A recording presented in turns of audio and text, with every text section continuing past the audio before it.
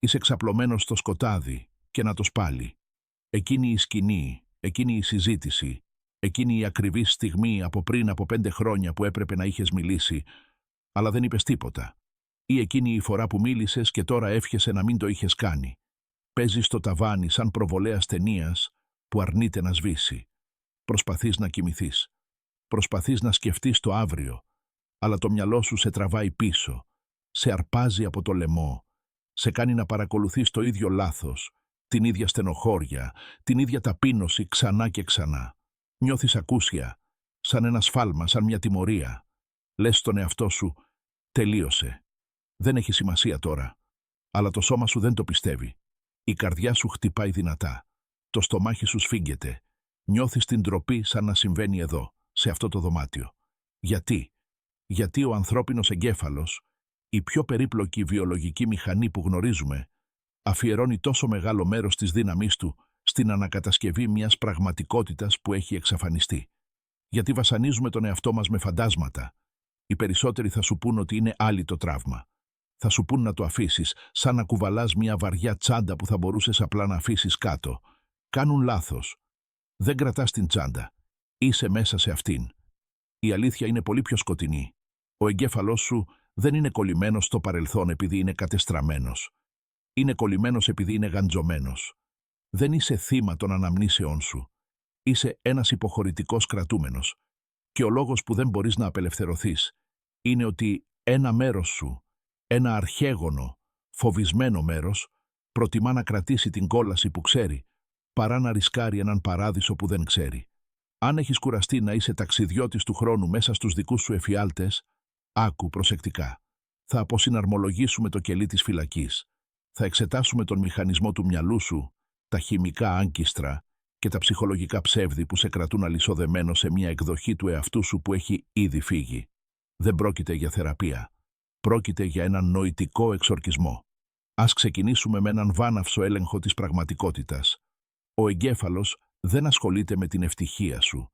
Δεν ασχολείται με την ηρεμία σου, την εκπλήρωσή σου ή την καλύτερη ζωή σου.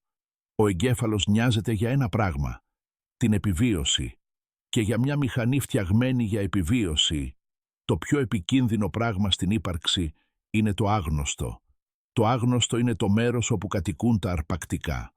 Το άγνωστο είναι το μέρος όπου το έδαφος υποχωρεί. Το άγνωστο είναι το μέρος όπου θα μπορούσες να χαθείς. Έτσι, ο εγκέφαλος εκτιμά ένα πράγμα πάνω απ' όλα. Τη βεβαιότητα. Και εδώ βρίσκεται το παράδοξο. Το παρελθόν, όσο οδυνηρό, όσο τραυματικό κι αν είναι βέβαιο. Το έζησες. Είσαι εδώ. Επομένως, για τον πρωτόγονο εγκέφαλό σου, το παρελθόν είναι ασφαλές. Ακόμα κι αν ήταν άθλιο, ακόμα κι αν ήταν σκληρό, ακόμα κι αν σε διέλυσε, το απλό γεγονός ότι αναπνέεις σημαίνει ότι η στρατηγική της υπομονής του λειτουργήσε. Έτσι, όταν σκέφτεσαι το μέλλον, ένα μέλλον όπου είσαι σίγουρος, όπου ρισκάρεις, όπου απελευθερώνεις αυτή την παλιά ταυτότητα, ο εγκέφαλός σου πανικοβάλλεται. Βλέπει το κενό. Βλέπει μια απουσία δεδομένων. Φωνάζει ματαιώσεις. Και για να σε σώσει από την αβεβαιότητα για το τι πρόκειται να έρθει, υποχωρεί στη βεβαιότητα για το τι έχει συμβεί. Ανακαλεί τα παλιά αρχεία. Επαναλαμβάνει το παλιό τραύμα, όχι για να σε βλάψει, αλλά για να σε δέσει. Λέει, μείνε εδώ. Γνωρίζουμε τη διάταξη αυτής της φυλακής. Ξέρουμε πού βρίσκονται οι τοίχοι. Ξέρουμε πώς να επιβιώσουμε από τον πόνο εδώ. Μην βγαίνεις έξω. Γι' αυτό οι άνθρωποι παραμένουν σε δουλειές που απεχθάνονται. Γι' αυτό επιστρέφουν σε συντρόφους που τους καταστρέφουν. Γι' αυτό επαναλαμβάνεις τις αποτυχίες σου. Επιλέγεις μια γνώριμη κόλαση αντί για μια άγνωστη ελευθερία. Ο εγκέφαλός σου είναι μια μηχανή πρόβλεψης. Προσπαθεί πάντα να μαντέψει τι θα ακολουθήσει. Αν μπεις σε μια νέα ταυτότητα, δεν μπορεί να προβλέψει το αποτέλεσμα. Αυτό δημιουργεί άγχος. Έτσι, για να μειώσει το άγχος, σε αναγκάζει να παραισθήσεις το παρελθόν στο παρόν. Επικαλύπτει το πρόσωπο του επικριτικού σου πατέρα στο αφεντικό σου. Επικαλύπτει την απόρριψη από τον πρώτο σου έρωτα στον νέο σου σύντροφο. Μεταμορφώνει την παρούσα στιγμή σε μια προσομοίωση του παρελθόντος, ώστε να μπορεί να νιώθει σωστή. Δεν ζεις στο 2026. Ζεις σε μια προσομοίωση που χτίστηκε από τα συντρίμμια του 2014. Αναγνώρισε αυτή την αίσθηση. Όταν νιώθεις αυτή την έλξη να στοχαστείς, να αιμονείς με ό,τι έχει φύγει. Καταλάβε ότι δεν είναι σημάδι ότι είσαι πληγωμένος. Είναι σημάδι ότι είσαι φοβισμένος. Τρομάζεις για το ποιος θα ήσουν χωρίς αυτόν τον πόνο. Γιατί αν αφήσεις πίσω σου το παρελθόν, ποιος είσαι? Αν πάψεις να είσαι θύμα αυτής της προδοσίας, αν πάψεις να είσαι η αποτυχία που έχασε αυτή την ευκαιρία, γίνεσαι μια κενή πλάκα. Και τίποτα δεν τρομοκρατεί το εγώ περισσότερο από μια κενή πλάκα. Εδώ είναι η δεύτερη κλειδαριά στο κλουβί. Πιστεύεις ότι θυμάσαι την αλήθεια? Δεν είσαι. Η μνήμη δεν είναι μια βιντεοσκόπηση.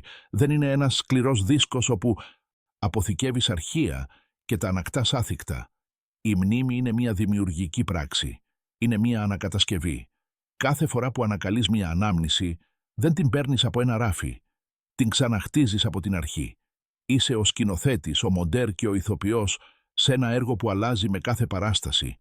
Η νευροεπιστήμη μας δείχνει ότι κάθε φορά που έχεις πρόσβαση σε μια ανάμνηση, την αλλάζεις. Εισάγεις την παρούσα διάθεσή σου, τις τρέχουσες πεποιθήσεις σου, την υπάρχουσα προκατάληψή σου στη σκηνή. Αν έχετε κατάθλιψη σήμερα, θα ξαναγράψετε την παιδική σας ηλικία ώστε να φαίνεται πιο σκοτεινή. Αν νιώθετε ανασφάλεια, θα επεξεργαστείτε τη συζήτηση της περασμένης εβδομάδας για να φαίνεστε πιο αμήχανοι από ό,τι ήσασταν πραγματικά. Δεν θυμάστε το παρελθόν. Θυμάστε την τελευταία φορά που το θυμηθήκατε. Είναι ένα αντίγραφο, ενός αντιγράφου. Μέχρι να το κοιτάξετε σήμερα, η εικόνα είναι παραμορφωμένη. Είναι κόκκος, είναι θόρυβος, κι όμως το αντιμετωπίζετε σαν Ευαγγέλιο. Βασίζετε ολόκληρη την αυτοεκτίμησή σας σε μια ιστορία που είναι σε μεγάλο βαθμό μυθοπλασία. Βασανίζετε τον εαυτό σας για μια έκφραση στο πρόσωπο κάποιου που μπορεί να μην είχε ποτέ. Στενοχωριέστε για έναν τόνο φωνής που μπορεί να έχετε επινοήσει. Γιατί το κάνει αυτό ο εγκέφαλος? Γιατί επεξεργαζόμαστε τη δική μας ιστορία, ώστε να είναι χειρότερη από ό,τι ήταν. Λόγω του φαινομένου Zeigarnik έχουμε γίνει αθέμητοι. Το φαινόμενο Zeigarnik δηλώνει ότι το ανθρώπινο μυαλό θυμάται τις ημιτελείς εργασίες καλύτερα από τις ολοκληρωμένες. Αν ένας σερβιτόρος πάρει μία παραγγελία, αλλά δεν την έχει παραδώσει ακόμα, τη θυμάται τέλεια. Μόλις σερβιριστεί το φαγητό, το ξεχνάει. Τραύμα, λύπη, αποτυχία, αυτές είναι ημιτελείς εργασίες. Είναι ανοιχτή βρόχη. Ο εγκέφαλος απεχθάνεται τους ανοιχτούς βρόχους. Θέλει επίλυση. Θέλει να διορθώσει το τέλος. Έτσι, επαναλαμβάνει τη σκηνή. Λέει, ας ξανατρέξουμε την προσομοίωση. Ίσως αυτή τη φορά μπορέσουμε να καταλάβουμε τι κάναμε λάθος. Ίσως αυτή τη φορά μπορέσουμε να κερδίσουμε τον καυγά. Ίσως αυτή τη φορά μπορέσουμε να σώσουμε τη σχέση. Ξαπλώνεις στο κρεβάτι στις 3 το πρωί. Πολεμώντας ένα φάντασμα, προσπαθώντας να κερδίσεις μία μάχη που έληξε πριν από μια δεκαετία. Προσπαθείς να κλείσεις το βρόχο, αλλά δεν μπορείς επειδή το άλλο άτομο δεν είναι εκεί. Το πλαίσιο έχει χαθεί. Η εκδοχή σου που υπήρχε τότε έχει χαθεί. Κάνεις shadow boxing. Και όσο περισσότερο χτυπάς, τόσο πιο εξαντλημένος γίνεσαι. Όσο περισσότερο αναλύεις, τόσο περισσότερο η μνήμη σκληραίνει σε ένα τέρας. Πρέπει να κατανοήσεις την αλαζονία αυτού. Νομίζεις ότι αν το σκεφτείς αρκετά καλά, μπορείς να λύσεις το παρελθόν. Νομίζεις ότι το μυαλό σου είναι μια χρονομηχανή. Δεν είναι. Η σκέψη μιας φωτιάς δεν τη σβήνει. Η ανάλυση των στάχτων δεν ξαναχτίζει το σπίτι. Αλλά ο εγκέφαλος αγαπά την ανάλυση επειδή μοιάζει με δράση. Ο στοχασμός είναι η μέθοδος του μυαλού να νιώθει παραγωγικός ενώ παραμένει παράλυτος. Σε πείθει ότι ανησυχώντας δουλεύεις πάνω σε αυτό. Δεν το κάνεις. Απλώς δημιουργείς μία αυλάκωση στο πάτωμα του κυτάρου σου, περπατώντας πέρα δόθε, σκάβοντας το χαντάκι πιο βαθιά. Τώρα πηγαίνουμε βαθύτερα, πέρα από την ψυχολογία, στη βιολογία. Αυτό είναι που σε κάνει να νιώθεις σωματικά άρρωστος όταν προσπαθείς να αλλάξεις. Δεν είσαι απλώς εθισμένος στις σκέψεις του παρελθόντος. Είσαι εθισμένος στο συναίσθημα του παρελθόντος. Κάθε σκέψη παράγει μια χημική αντίδραση στον εγκέφαλο. Αν σκεφτείς μια θλιβερή σκέψη, ο εγκέφαλός σου απελευθερώνει νευροπεπτίδια που κάνουν το σώμα σου να νιώθει θλίψη. Αν σκεφτείς μια αγχωτική σκέψη, δέχεσαι μια δόση κορτιζόλης και αδρεναλίνης. Αν έχεις περάσει τα τελευταία 10 χρόνια νιώθοντας απόρριψη, ανάξιος ή θυμωμένος, το σώμα σου έχει χημικά ρυθμιστεί σε αυτή την κατάσταση. Έχει απομνημονεύσει αυτή τη συναισθηματική υπογραφή. Αυτή είναι η βασική σου γραμμή. Αυτή είναι η κανονικότητά σου. Το σώμα σου είναι το ασυνείδητο μυαλό. Δεν γνωρίζει τη διαφορά μεταξύ μιας πραγματικής εμπειρίας και μιας σκέψης. Έτσι, αν περνάτε ώρες ολόκληρες ξαναζώντας μια προδοσία, το σώμα σας πιστεύει ότι σας προδίδουν αυτή τη στιγμή. Παράγει ορμόνες του στρες. Υπορυθμίζει το ανοσοποιητικό σας σύστημα. Προετοιμάζεται για μια μάχη που δεν έρχεται ποτέ. Ιδού η παγίδα. Το σώμα γίνεται εθισμένο. Λαχταρά τις χημικές ουσίες τις οποίες έχει συνηθίσει. Αν ξαφνικά έχετε μια καλή μέρα, μια μέρα όπου νιώθετε γαλήνη, όπου ξεχνάτε το παρελθόν, το σώμα σας παρατηρεί την πτώση των ορμονών του στρες, παρατηρεί την απουσία αυτού του οικείου πόνου και μπαίνει σε κατάσταση στέρησης. Στέλνει ένα σήμα στον εγκέφαλο. Κάτι δεν πάει καλά. Είμαστε πολύ ήρεμοι. Δεν έχουμε αρκετή κορτιζόλη. Δεν νιώθουμε πια σαν τον εαυτό μας. Διορθώστε το. Λοιπόν, τι κάνει ο εγκέφαλος? Ψάχνει για έναν λόγο να νιώθει άσχημα. Σαρώνει την τράπεζα μνήμης σας για μια οδυνηρή εικόνα. Αναφέρει αυτό που είπε ο πρώην σας. Σας υπενθυμίζει τη μεγαλύτερη αποτυχία σας. Μπαμ! Νιώθετε το στήθος σας να σφίγγεται. Νιώθετε το στομάχι σας να πέφτει. Οι χημικές ουσίες επιστρέφουν. Και το σώμα σας αναπνέει με ανακό, ύφεση. Ανάτο! Τώρα νιώθω ξανά ο εαυτός μου. Επιστρέφεις στη δυστυχία επειδή η δυστυχία μοιάζει με το σπίτι σου. Γι' αυτό η θετική σκέψη συχνά αποτυγχάνει.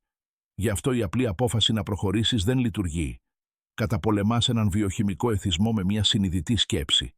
Αυτό είναι σαν να προσπαθείς να κόψεις την ηρωίνη απλώς αποφασίζοντας να μην την θέλεις.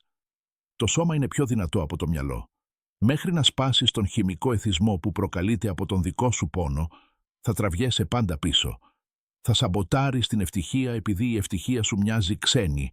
Θα καταστρέφεις τις νέες σχέσεις επειδή δεν σου δίνουν την δόση ντοπαμίνης των τοξικών που γνωρίζεις. Είσαι ναρκωμανής της δικής σου ιστορίας. Υπάρχει μια οικονομική έννοια που ονομάζεται πλάνη του βυθισμένου κόστους. Λέει ότι οι άνθρωποι θα συνεχίσουν να επενδύουν σε μια χαμένη προσπάθεια απλώς και μόνο επειδή έχουν ήδη επενδύσει τόσα πολλά. Μένεις στην κακή ταινία επειδή έχεις ήδη παρακολουθήσει μια ώρα. Συνεχίζεις να φτιάχνεις το χαλασμένο αυτοκίνητο επειδή έχεις ήδη ξοδέψει $2.000 σε αυτό. Το κάνουμε αυτό με την ταυτότητά μας. Έχεις περάσει χρόνια χτίζοντας μια ιστορία για το ποιος είσαι. Είμαι αυτός που εγκαταλείφθηκε. Είμαι αυτός που πάντα αποτυγχάνει. Είμαι η παρεξηγημένη ιδιοφυΐα. Έχεις επενδύσει δάκρυα, χρόνο και ενέργεια σε αυτή την αφήγηση. Είναι μια τραγική ιστορία. Ναι, αλλά είναι δική σου ιστορία. Σου δίνει μια αίσθηση ορισμού. Εξηγεί γιατί βρίσκεσαι εκεί που βρίσκεσαι. Αν αφήσεις πίσω σου το παρελθόν, πρέπει να παραδεχτείς ότι όλα αυτά τα βάσανα ήταν για το τίποτα. Πρέπει να παραδεχτείς ότι σπατάλησες χρόνια θυμώνοντας με κάποιον που δεν νοιαζόταν. Πρέπει να παραδεχτείς ότι η κακία που κρατούσες δεν τον τιμώρησε. Μόνο σε δηλητηρίασε. Αυτή είναι μια οδυνηρή συνειδητοποίηση. Είναι ένα πλήγμα για το εγώ. Το εγώ προτιμά να είναι σωστό και δυστυχισμένο παρά λάθος και ελεύθερο. Έτσι προσκολάσαι στο παρελθόν για να επικυρώσεις τον πόνο σου. Κρατάς την πληγή ανοιχτή για να αποδείξεις ότι πληγώθηκες. Γιατί αν η πληγή επουλωθεί, αν η ουλή ξεθοριάσει, τότε ίσως δεν ήταν τόσο σημαντική. Και αν δεν ήταν τόσο σημαντική, γιατί την άφησες να καταστρέψει 10 χρόνια τη ζωή σου? Αυτό το ερώτημα είναι πολύ βαρύ για να το κουβαλήσεις. Έτσι, κρατάς την πληγή φρέσκια. Τσιμπάς την κρούστα. Λες την ιστορία ξανά και ξανά σε όποιον θα ακούσει, αναζητώντας επιβεβαίωση για έναν πόνο που είναι αρχαία ιστορία. Χρησιμοποιείς το παρελθόν ως ασπίδα. Όσο είσαι θύμα του παρελθόντος, δεν χρειάζεται να είσαι υπεύθυνος για το παρόν. Δεν μπορώ να πετύχω εξαιτίας αυτού που μου συνέβη. Δεν μπορώ να εμπιστευτώ εξαιτίας αυτού που έκαναν. Δεν μπορώ να είμαι ευτυχισμένος επειδή έχω τραύμα. Αυτές μπορεί να είναι αληθινές δηλώσεις, αλλά είναι επίσης βολικές. Σε απαλλάσσουν από το καθήκον να δράσεις. Σου επιτρέπουν να κάθεσαι στη θέση του συνοδηγού της δικής σου ζωής και να δείχνεις τον καθρέφτη του αυτοκινήτου σου ως τον λόγο που δεν οδηγείς. Είναι μια σκοτεινή παρηγοριά. Είναι μια ζεστή κουβέρτα φτιαγμένη από μόλιβδο. Σε κρατάει ασφαλή, αλλά σε κρατάει συντετριμμένο. Ας εξετάσουμε τη φιλοσοφία του χρόνου. Πού είναι το παρελθόν? Δείξτε το. Μπορείς να μου το δείξεις? Μπορείς να το βάλεις σε ένα κουτί. Μπορείς να το αγγίξεις. Όχι. Το παρελθόν δεν υπάρχει στον φυσικό κόσμο. Αφήνει ίχνη, ερείπια, ουλές, γραπτά αρχεία. Αλλά τα ίδια τα γεγονότα έχουν εξαφανιστεί. Έχουν εξαφανιστεί. Το μόνο μέρος που υπάρχει το παρελθόν είναι στην ηλεκτρική πυροδότηση των νευρώνων σου αυτή τη στιγμή. Επαναφέρετε τους νεκρούς στη ζωή κάθε δευτερόλεπτο. Είστε ένας νεκρομάντης. Διοχετεύετε φαντάσματα. Όταν αρνείστε να αφήσετε τα πράγματα να φύγουν, παραβιάζετε τον θεμελιώδη νόμο του σύμπαντος. Την παροδικότητα. Όλα στη φύση ρέουν. Τα ποτάμια ρέουν. Οι εποχές αλλάζουν. Τα κύτταρα πεθαίνουν και ξαναγεννιούνται. Τίποτα δεν μένει το ίδιο, εκτός από εσάς. Προσπαθείτε να είστε μία πέτρα σε ένα ποτάμι. Προσπαθείτε να παγώσετε τον χρόνο. Προσπαθείτε να κάνετε μία στιγμή αιώνια και το σύμπαν τιμωρεί τη στασιμότητα. Γι' αυτό πονάει. Ο πόνος που νιώθετε είναι η τριβή του σύμπαντος που προσπαθεί να σας μετακινήσει μπροστά, ενώ εσείς βυθίζεστε στο έδαφος. Η κατάθλιψη, το άγχος, η βαρύτητα, αυτό είναι το βάρος του νερού που συσσωρεύεται στο φράγμα που έχετε χτίσει. Αν απλώς αφήσετε τα πράγματα να φύγουν, το ρεύμα θα σας κουβαλούσε. Αλλά τρομοκρατήστε από το ρεύμα. Νομίζετε ότι το παρελθόν σας ορίζει. Νομίζετε ότι είστε το άθροισμα των αναμνήσεών σας. Αλλά αν είχατε αμνησία αύριο, αν ξυπνούσατε χωρίς ανάμνηση του ονόματός σας, της ιστορίας σας, του τραύματός σας, θα υπήρχατε ακόμα. Ναι, θα ήσουν εκεί, αναπνέοντας, νιώθοντας, αντιλαμβανόμενος. Δεν είσαι λοιπόν το παρελθόν σου. Είσαι η συνείδηση που βίωσε το παρελθόν. Είσαι η οθόνη, όχι η ταινία. Αλλά έχεις παρακολουθήσει την ταινία τόσες πολλές φορές που νομίζεις ότι είσαι η ταινία. Έχεις συγχωνευτεί με την πλοκή. Έχεις ξεχάσει ότι μπορείς να βγεις από τον κινηματογράφο. Για να ξεφύγεις από την παγίδα, πρέπει να κατανοήσεις μια θεμελιώδη αρχή της βιολογίας, την έκρωση, τον θάνατο των ιστών. Όταν ένα κύτταρο έχει υποστεί ανεπανόρθωτη βλάβη, το σώμα δεν προσπαθεί να το διορθώσει. Το απομονώνει. Διακόπτει την παροχή αίματος. Επιτρέπει στον ιστό να πεθάνει, ώστε να μπορέσει να ζήσει ο υπόλοιπος οργανισμός. Αν το σώμα αρνηθεί να αφήσει τον νεκρό ιστό να φύγει, γίνεται γάγκρενα. Δηλητηριάζει το αίμα. Σκοτώνει τον ξενιστή. Περπατάς με γάγκρενα της ψυχής. Προσπαθείς να θεραπεύσεις μια εκδοχή του εαυτού σου που είναι ήδη νεκρή. Προσπαθείς να αναζωογονήσεις τη σχέση που έληξε πριν από 3 χρόνια. Προσπαθείς να διορθώσεις τη φήμη που έχασες στο Λύκειο. Αντλείς ενέργεια σε ένα πτώμα. Το πρώτο βήμα της θεραπείας είναι το πιο βίαιο. Πρέπει να εκτελέσεις τον ακροτηριασμό. Πρέπει να κοιτάξεις την προηγούμενη εκδοχή του εαυτού σου. Αυτόν που ήταν αφελής, αυτόν που ήταν αδύναμος, αυτόν που έκανε το λάθος, και πρέπει να τους ανακηρύξεις νεκρούς. Αυτό δεν είναι μεταφορά. Θέλω να το οπτικοποιήσεις. Αυτό το άτομο που υπήρχε το 2018 δεν είσαι εσύ. Μοιράζονται το όνομά σου. Μοιράζονται το DNA σου. Αλλά είναι μια διαφορετική οντότητα. Είχαν διαφορετικό εγκέφαλο. Διαφορετικές νευρονικές οδούς. Διαφορετικές πεποιθήσεις. Έκαναν ό,τι καλύτερο μπορούσαν με το κατεστραμμένο λογισμικό που είχαν εκείνη την εποχή και πέθαναν. Ο πόνος που νιώθεις είναι ότι σέρνεις το σώμα τους τριγύρω, προσπαθώντας να αναπνεύσεις αέρα στους πνεύμονές τους. Σταμάτα. Άφησέ τους να παραμείνουν νεκροί. Αυτή είναι η ψυχολογική έννοια της χρονικής αποστασιοποίησης. Πρέπει να κόψεις τον συναισθηματικό ομφάλιο λόρο. Όταν κοιτάς πίσω σε μια ανάμνηση, πρέπει να αλλάξεις την οπτική σου από συμμετέχοντα σε παρατηρητή. Σταμάτα να κοιτάς μέσα από τα δικά σου μάτια στη μνήμη. Κάνες μίκρινση. Κοίτα αυτή τη νεότερη εκδοχή του εαυτού σου από τη γωνία του δωματίου. Δες τους ως ξένους. Δες τους ως παιδί που δεν ήξερε ότι η σόμπα ήταν ζεστή. Δεν μισείς ένα παιδί επειδή του έκαψε στο χέρι. Δεν το τιμωρείς για 10 χρόνια. Νιώθεις ήκτο. Νιώθεις αποστασιοποίηση. Λες, αυτό ήταν ένα οδυνηρό μάθημα. Και φεύγεις. Πρέπει να κάνεις μια κηδεία για αυτό που ήσουν κάποτε. Θρηνήστε τους. Κλάψτε για αυτούς. Αναγνωρίστε ότι πληγώθηκαν και μετά θάψτε τους. Δεν μπορείτε να ξαναγεννηθείτε αν αρνηθείτε να πεθάνετε. Να, γιατί οι περισσότεροι άνθρωποι δεν το αφήνουν πίσω. Δημιουργούν ένα κενό. Λένε, θα σταματήσω να σκέφτομαι τον πρώην μου. Θα σταματήσω να σκέφτομαι την αποτυχία μου. Αλλά ο εγκέφαλος απεχθάνεται το κενό. Αν σκάψεις μια τρύπα και δεν την γεμίσεις, γεμίζει με βρωμιά. Αν αδειάσεις το μυαλό σου από το παρελθόν, αλλά δεν το γεμίσεις με ένα συναρπαστικό μέλλον, το παρελθόν επιστρέφει τρέχοντας. Είναι απλή φυσική. Δεν μπορείς να αφαιρέσεις μία σκέψη. Μπορείς μόνο να την αντικαταστήσεις. Ο λόγος που ο εγκέφαλός σου είναι αιμονικός με το παρελθόν είναι ότι το μέλλον σου είναι αδύναμο. Το μέλλον σου είναι ασαφές. Το μέλλον σου είναι ομιχλώδες. Δεν έχεις σαφές όραμα για το ποιος γίνεσαι. Έτσι, ο εγκέφαλός σας βασίζεται στο ποιος ήσασταν. Χρειάζεστε ένα μέλλον που είναι πιο χημικά εθιστικό από το παρελθόν σας.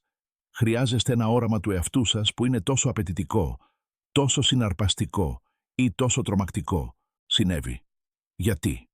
Λόγω του φαινομένου της πεταλούδας της ψυχής. Όλα είναι συνδεδεμένα. Ο χαρακτήρας σου, η ανθεκτικότητά σου, το μαύρο χιούμορ σου, η ικανότητά σου να βλέπεις μέσα από τα ψέματα, η ικανότητά σου να αντέχεις, όλα αυτά σφυριλατήθηκαν στις φλόγες του παρελθόντος σου. Αν μπορούσες να γυρίσεις πίσω στο χρόνο και να σβήσεις αυτή τη μία οδυνηρή ανάμνηση, νομίζεις ότι θα ήσουν απλώς ο εαυτός σου, αλλά πιο ευτυχισμένος. Λάθος. Θα ήσουν κάποιος εντελώς διαφορετικός. Θα ήσουν πιο αδύναμος. Θα ήσουν αφελής. Θα ήσουν λιγότερο περίπλοκος. Δεν θα ήσουν το άτομο που παρακολουθεί αυτό το βίντεο αυτή τη στιγμή. Θα ήσουν ένα από τα πρόβατα που βόσκουν στο χωράφι, αγνοώντας τους λύκους. Ο πόνος σε ξύπνησε.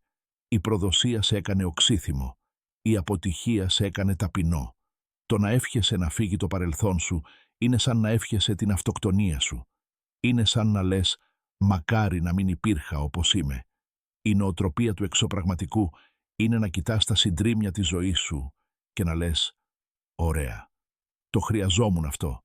Χρειαζόμουν να σπάσω για να μπορέσω να ξαναχτίσω τον εαυτό μου πιο δυνατό. Χρειαζόμουν να απομονωθώ για να μάθω να είμαι μόνος. Χρειαζόταν να χάσω τα πάντα για να συνειδητοποιήσω ότι δεν χρειάζομαι τίποτα». Αυτό δεν είναι αντιμετώπιση. Αυτή είναι αλχημία. Παίρνεις το βάρος της λύπης σου και το μετατρέπεις στο χρυσό του χαρακτήρα σου. Σταματάς να βλέπεις τον εαυτό σου ως θύμα μιας τραγωδίας και αρχίζεις να βλέπεις τον εαυτό σου ως τον ήρωα μιας ιστορίας προέλευσης. Κάθε Μπάτμαν χρειάζεται μια πεσμένη οικογένεια. Κάθε κόμις του Μοντε Κρίστο χρειάζεται ένα κελί φυλακής.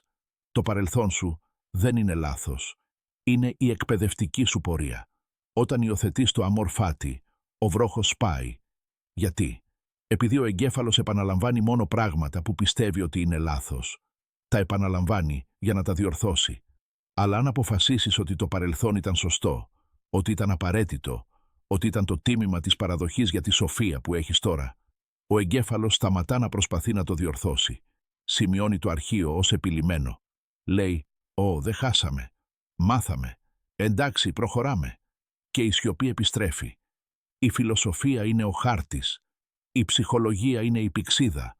Αλλά πρέπει ακόμα να περπατήσεις. Πώς σπάς πρακτικά τον βρόχο στη στιγμή? Όταν είναι 3 π.Μ. και οι σκέψεις στροβιλίζονται, χρησιμοποιείς μια διακοπή μοτίβου. Πρέπει να καταλάβεις ότι μια νευρονική διαδρομή είναι σαν ένα μονοπάτι πεζοπορία στο δάσος. Όσο περισσότερο την περπατάς, τόσο πιο πλατιά και πιο εύκολη γίνεται. Αν περπατάς το μονοπάτι του «Είμαι ένας χαμένος που τα έκανε θάλασσα κάθε μέρα για 10 χρόνια», αυτό το μονοπάτι είναι ένας αυτοκινητόδρομος. Για να αλλάξεις, πρέπει να αναγκάσεις τον εγκέφαλό σου να βγει από τον αυτοκινητόδρομο και να μπει στην πυκνή ζούγκλα. Είναι δύσκολο. Είναι εξαντλητικό. Ο εγκέφαλός σου θα φωνάξει «Ας γυρίσουμε στον αυτοκινητόδρομο». Είναι πιο εύκολο. Πρέπει να είσαι αδίστακτος. Τεχνική 1. Η λεπίδα των 5 δευτερολέπτων. Όταν έρχεται η σκέψη, έχεις 5 δευτερόλεπτα πριν ριζώσει. Μόλις νιώσεις την ολίσθηση στην ανάμνηση, κινείσαι σωματικά. Σηκώσου. Κάνε μια κάμψη. Ράψε κρύο νερό στο πρόσωπό σου. Μίλα δυνατά. Πες, όχι αυτό. Πρέπει να διακόψεις τη φυσική κατάσταση. Δεν μπορείς να σκεφτείς πώς να ξεφύγεις από ένα συναίσθημα. Πρέπει να κινηθείς για να βγεις. Κούνησε το σκίτσο έτσι. Τεχνική 2. Η αφηγηματική επανεγγραφή. Κάθε φορά που επανέρχεται η ανάμνηση, σου απαγορεύεται να την πεις με τον παλιό τρόπο. Δεν μπορείς να πεις την ιστορία του πώς πληγώθηκα. Πρέπει να πεις την ιστορία για όσα έμαθα. Ανάγκασε τον εγκέφαλό σου να βρει το μάθημα. Δεν έχασα μια αδελφή ψυχή. Έμαθα ότι ήμουν συνεξαρτημένος. Δεν απέτυχα στην επιχείρηση. Πλήρωσα για ένα μεταπτυχιακό δίπλωμα στο τι δεν πρέπει να κάνεις. Αν αναγκάσεις τον εγκέφαλο να αναλύσει το κέρδος αντί για την απώλεια, επανασυνδέεις τη συναισθηματική συσχέτιση. Απογυμνώνεις τη μνήμη από τον πόνο της και αφήνεις μόνο τα δεδομένα. Τεχνική 3. Memento mori. Θυμήσου τον θάνατο. Αυτός είναι ο απόλυτος παράγοντας αλλαγής προοπτικής. Θα πεθάνεις. Όλοι όσοι γνωρίζεις θα πεθάνουν. Αυτό το άτομο μπροστά στο οποίο ντρέπεσαι, σύντομα θα γίνει σκελετός. Αυτό το λάθος που κάνατε θα ξεχαστεί στον θερμικό θάνατο του σύμπαντος. Ο χρόνος σου εξαφανίζεται. Κάθε δευτερόλεπτο που περνάς ζώντας στο παρελθόν είναι ένα δευτερόλεπτο που κλέβεις από την υπόλοιπη ζωή σου. Είναι κλοπή. Ληστεύεις τον μελλοντικό σου εαυτό για να ξεπληρώσεις ένα χρέος, ένα φάντασμα. Θυμώσου γι' αυτό. Ο θυμός είναι μια χρήσιμη ενέργεια. Χρησιμοποίησε την. Θυμώσου με τη σπατάλη. Θυμώσου με την παθητικότητα. Αρνηθείτε να είστε ένα νεκροταφείο για νεκρές αναμνήσεις. Να το μυστικό που δεν σας λένε για το πώς να το αφήσετε να φύγει. Είναι βαρετό στην αρχή. Το δράμα είναι διασκεδαστικό. Η δυστυχία είναι διαγερτική. Όταν αφήσετε το παρελθόν πίσω σας, μένετε με την ήσυχη, εγκόσμια πραγματικότητα του τώρα. Και το τώρα είναι το μέρος όπου συμβαίνει η δουλειά. Το τώρα απαιτεί να αναλάβετε δράση. Το τώρα απαιτεί να χτίσετε. Το τώρα είναι το μέρος όπου είστε γυμνοί χωρίς τις δικαιολογίες σας. Αν δεν είστε πια το θύμα, δεν έχετε καμία δικαιολογία για την αποτυχία σας. Αν δεν είστε ο πληγωμένος, πρέπει να σηκωθείτε. Γι' αυτό αυτή είναι απαγορευμένη γνώση. Επειδή οι περισσότεροι άνθρωποι δεν θέλουν να είναι ελεύθεροι, θέλουν να παρηγορηθούν, θέλουν να τους πούν ότι το παρελθόν τους δικαιολογεί το παρόν τους, αλλά εσείς είστε μια εξαίρεση. Εσείς ξέρετε καλύτερα. Ξέρετε ότι το παρελθόν είναι μια ιστορία. Και ξέρετε ότι η πένα είναι στο χέρι σας αυτή τη στιγμή. Μπορείτε να γράψετε ένα νέο κεφάλαιο ή μπορείτε να συνεχίσετε να διαβάζετε το παλιό μέχρι το βιβλίο να διαλυθεί στα χέρια σας. Η επιλογή δεν είναι χθες. Η επιλογή είναι σήμερα. Κάνε λοιπόν στον εαυτό σου αυτή την ερώτηση απόψε, όταν η σιωπή επικρατήσει και τα φαντάσματα προσπαθήσουν να μπουν στο δωμάτιο. Κρατάω αυτόν τον πόνο επειδή είναι αληθινός. Ή τον κρατάω επειδή δεν ξέρω ποιος είμαι χωρίς αυτόν. Η απάντηση μπορεί να σε τρομάξει, αλλά ο φόβος είναι η μόνη πηξίδα που δείχνει βόρεια. Αν αυτό ανέλυσε την πραγματικότητά σου, κατάλαβε ότι αυτό είναι το δημόσιο επίπεδο. Πρέπει να είμαι προσεκτικός με το πόσο βαθιά κόβω εδώ. Ο αλγόριθμος προτιμά την άνεση από την αλήθεια. Αλλά υπάρχει ένα επίπεδο κάτω από αυτό, ένα μέρος, όπου συζητάμε τους πιο σκοτεινούς μηχανισμούς της ανθρώπινης φύσης, τη χειραγώγηση και την αναδιάρθρωση της ψυχής, χωρίς τα κυκλειδώματα ασφαλείας. Αυτό υπάρχει πίσω από το κουμπί συμμετοχής. Αν είσαι έτοιμος να σταματήσεις να είσαι πολίτης και να αρχίσεις να σκέφτεσαι σαν αρχιτέκτονας, κάνε κλικ στην επιλογή συμμετοχής. Ανεβάζω τα μη λογοκριμμένα σχέδια εκεί. Οι περισσότεροι άνθρωποι θα μείνουν στο παρελθόν. Έχεις την επιλογή να τα αφήσεις εκεί. Γίνε αρχιτέκτονας.